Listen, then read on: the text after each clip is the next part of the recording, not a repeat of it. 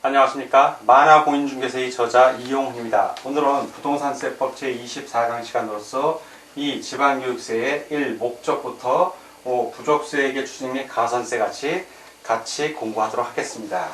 먼저 지방교육세의 목적입니다. 목적. 자, 목적. 지방교육의 질적 향상에 필요한 지방교육 재정의 확충에 드는 재원을 확보하기 위하여 부과한다. 그래서 목적은 지방교육 재정의 확충입니다. 확충. 그래서 그 지방교육재정 확충에 드는 재원 확보. 자, 두 번째 납세 의무자입니다. 납세 의무자. 납세 의무자 크게 한 7개 정도 나오는데 한번 살펴보겠습니다. 첫 번째는 부동산. 부동산.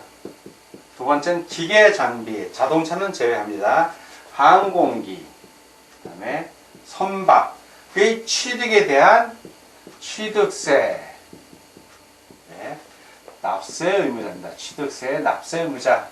자, 부동산, 이거 중요하죠. 그래서 부동산, 취득세, 납세 의무자는 지방교육세, 납세 의무가 있습니다. 자, 두 번째, 등록에 대한 등록면허세의 납세 의무자입니다. 납세 의무자. 세 번째는 레저세. 자, 레저세의 납세 의무자. 네 번째는 담배 소비세의 납세 의무자입니다. 다섯 번째는 주민세 균등분. 균등분 납세 의무자. 여섯 번째는 재산세의 납세 의무자. 재산세의 납세 의무자. 자, 일곱 번째는 비영업용 승용 자동차입니다. 승용 자동차에 대한 자동차세의 납세 의무자입니다.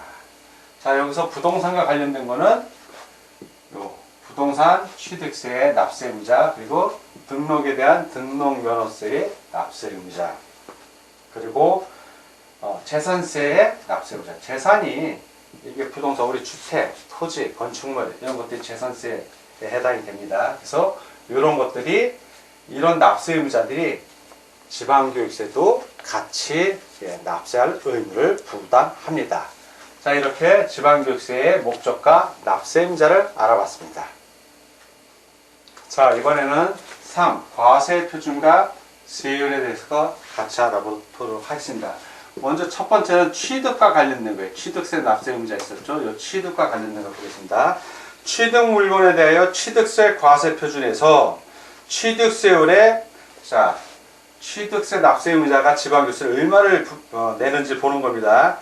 취득세 과세 표준이 있습니다. 그러면 취득세 과세 표준에서 취득세율, 취득세의 표준세율이 있습니다. 취득세의 표준세율에서 2%를 뺍니다. 100분의 2니까, 자, 2%를 뺍니다. 뺀 세율을 적용하여 산출한 거다. 곱한다는 얘기죠. 요 과세 표준의 표준세율에서 2%를 뺀 요 취득세의 표준세율입니다. 이렇게 산출한 금액, 금액의 몇? 100분의 20이니까 20%입니다. 20%, 0.2예요. 숫자로 여러분들이 계산할 때는 20%를 지방교육세에 로 납부한다는 얘기입니다. 다만 다음에 어느 하나에 해당하는 경우에는 해당 항목에서 정하는 금액으로 한다. 자, 이게 기본은 이렇고요. 자, 요건 기본. 예외적인 거 첫 번째 기억을 보겠습니다. 취득세 중과세에 해당하는 경우, 자, 취득세 중과세입니다. 중과세. 요거에 해당이 될 때, 취득세의 중과세에 해당이 될 때 어떻게 하는가? 그러면 1위 본문의 계산 방법으로 산출한 지방 교육세액의 100분의 300, 3배라는 얘기죠.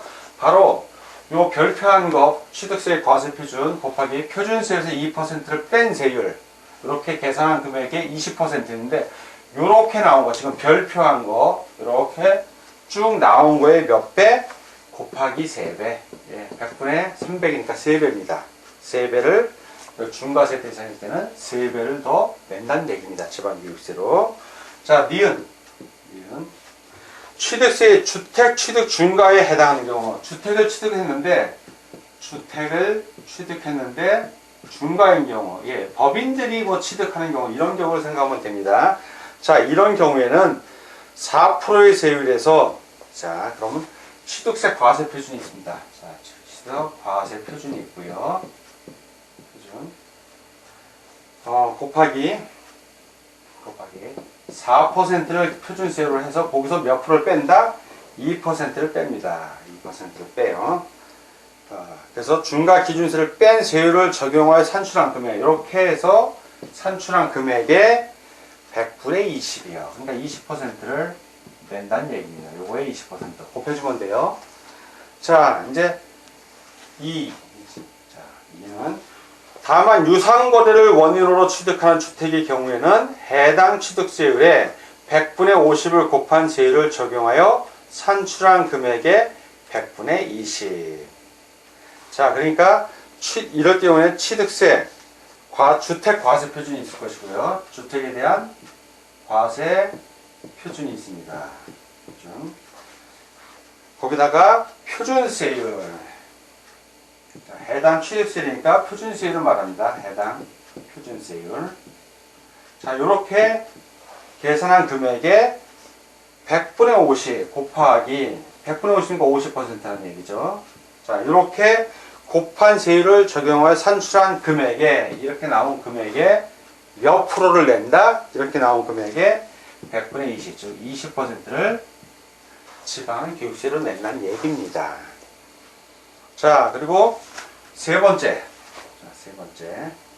이제 등록에 대한 등록면허세를 낼 경우에는 그 등록에 대한 등록면허세액이에요. 세액에 몇 분이면 요거에 20%, 100분의 20, 즉 20%를 지방교육세로 납부합니다. 자, 재산세를 내는 경우, 자, 네 번째 재산세. 그러면 재산세액, 예, 금액을 말하죠. 재산세 금액. 그거에 100분의 20, 즉 20%를 냅니다. 이렇게 네 가지로 크게 중요한 경우를 살펴봤고요. 조례로 지방교육세 세율을 조정하는 경우가 있습니다. 읽어보겠습니다. 지방자치단체의 장은 지방교육 투자 재원의 조달을 위하여 필요한 경우에는 해당 지자체의 조례로 정하는 바에 따라 지방교육세의 세율을 표준세율의 100분의 50, 즉 50% 범위에서 가감할 수 있다.